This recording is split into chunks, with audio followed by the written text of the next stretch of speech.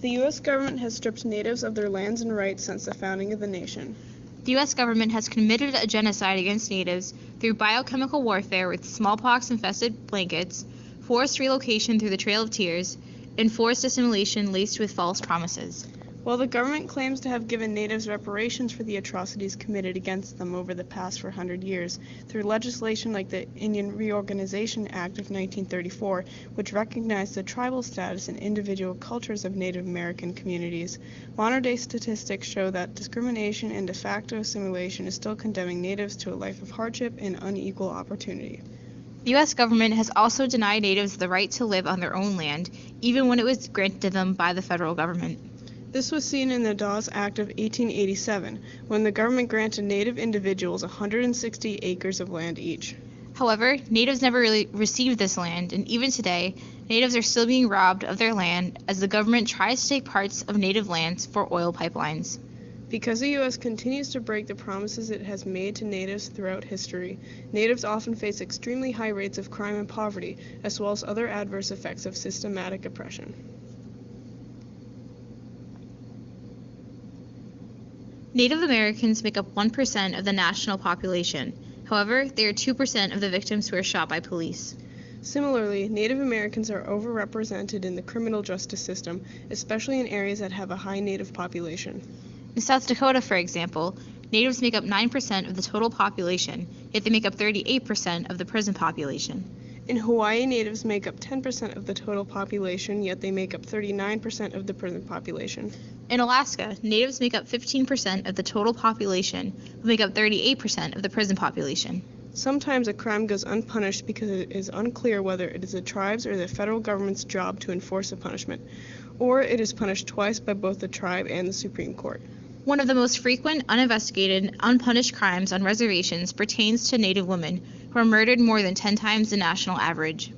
Because the police on reservations are employed by the federal government and those living on the reservations must follow federal laws before state laws, federal investigators are supposed to follow up on these cases. However, they often are not brought to the reservations in time to properly investigate the crime, or they do not appear at all.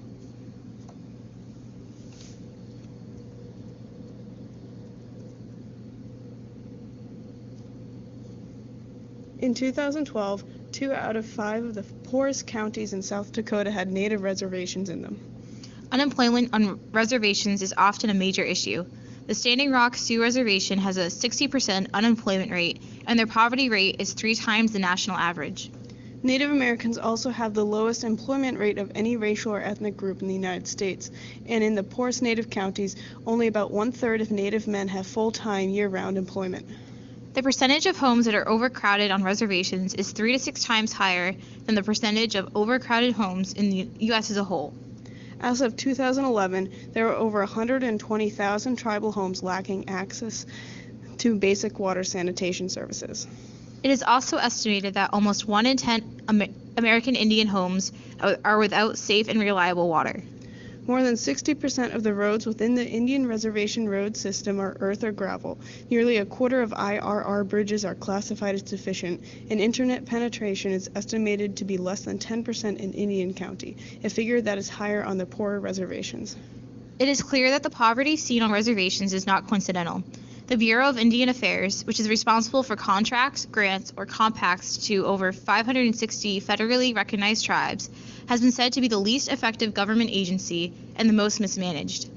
About 45% of BIA funding goes to operate more than 260 BIA offices located on reservations and throughout the country. About 55% of BIA funding is directly used in behalf of tribes and tribal organizations, much of which takes the form of the services noted above. Outside of these contracts, it is said that 10 to 15% of BIA spending is thought to actually reach the tribes. The poverty rates of populations that have been oppressed throughout American history, such as that of Natives, African Americans, and Hispanics, range between 19 to 26% nationally in 2016, while the white poverty rate fell at about 9% in 2016.